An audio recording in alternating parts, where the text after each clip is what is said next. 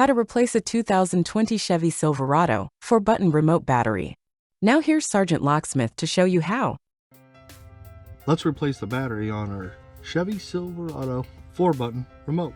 For this task, you will need your remote, new battery, which is a CR2032, and a flat tip screwdriver. Go ahead.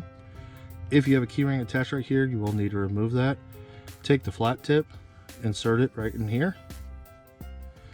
Go ahead and rotate. Slide it to the other side, rotate, and the back cover comes off. Now that it has, you see this bigger spot on your remote. That is what you're going to aim for when you put your finger down in the middle of the battery. Put it down, pull towards that, and when you do, push down, and the battery pops up.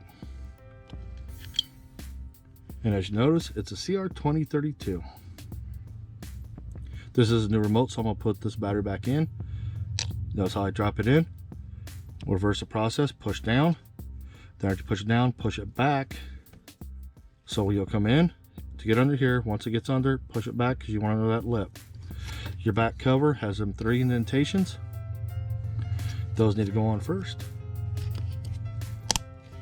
There you go, you changed out your battery. Hey, thanks again for watching, and let's be safe out there.